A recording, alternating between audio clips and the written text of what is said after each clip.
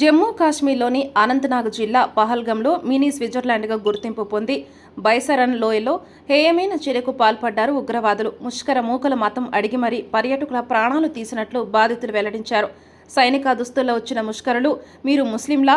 అయితే కల్మా చెప్పండి అని అడిగి వారు ముస్లింలు అవునా కాదా అని నిర్ధారించుకునే ప్రయత్నం చేశారు. వారు అడిగినట్టు కల్మా అంటే ఏంటి, ఇస్లాంలో దానికి ప్రాముఖ్యత ఎందుకు అనేది ప్రస్తుతం చర్చనీయాంశంగా మారింది. ఇస్లాంలో కల్మాలు అంటే ఏమిటి? కల్మా లేదా షహాదా అనేది ముస్లింల విశ్వాసానికి మౌలిక శీల. ఇది అల్లాహ్ ఏకత్వాన్ని, మహమ్మద్ ప్రవక్తత్వాన్ని నమ్మే ప్రకటన. ఇస్లాంలో మొత్తం 6 కల్మాలుంటాయి. వాటిలో ప్రతిదీ ప్రత్యేక ప్రయోజనాన్ని కలిగి ఉంటుంది. మొదటి కల్మా తయ్యిబ్, స్వచ్ఛత. అల్లాహ్ తప్ప ఏ దేవుడు లేడు, ఆయన ఒక్కడే, ఆయనకు భాగస్వామి లేరు, మహమ్మద్ ప్రవక్త, ఆయన దూత. రెండో కల్మా షహాదా, సాక్ష్యం. నేను సాక్ష్యమిస్తున్నాను, అల్లాహ్ తప్ప ఇంకా దేవుడు లేడు, ఆయన ఒక్కడే, ఆయనకు భాగస్వామి లేరు, మహమ్మద్ ప్రవక్త, ఆయన సేవకుడు, దూత. మూడో కల్మా తగ్యీద్, మహిమ చేతన.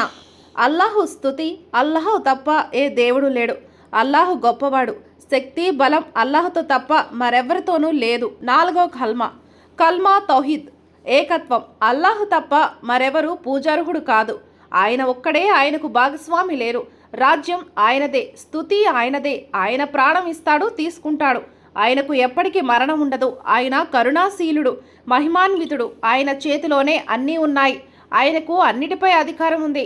కల్మా అస్తాఫ్గర్, పశ్చాత్తాపం. ప్రభువా, నేను తెలిసి తెలియక చేసిన, రహస్యంగా లేదా బహిరంగంగా చేసిన అన్ని పాపాలను మన్నించు. నాకు తెలిసిన పాపాలు గాని తెలియనివి గాని మన్నించు. నీవు రహస్యాలుగాను పాపాలుగాను కప్పిపుచ్చేవాడవు, క్షమించేవాడవు, బలం శక్తి నీదే.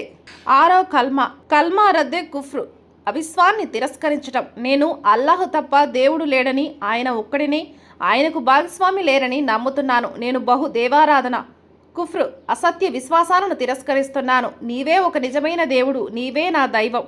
కల్మాలు ముస్లిం జీవితంలో విశ్వాసాన్ని మెరుగుపరిచేందుకు, ఆత్మశుద్ధికి, అల్లాహ్తో అనుబంధాన్ని బలోపేతం చేయడానికి ఉపయోగపడతాయి. కల్మాలు అల్లాహ్ ఏకత్వాన్ని, ప్రవక్త మహమ్మద్ ప్రవక్తత్వాన్ని, అవిశ్వాసాన్ని తిరస్కరించడానికి స్పష్టంగా ప్రకటిస్తాయి. ఈ కల్మాలను జపించడం ద్వారా ముస్లింలు అల్లాహ్తో తమ బంధాన్ని బలోపేతం చేసుకుంటారు.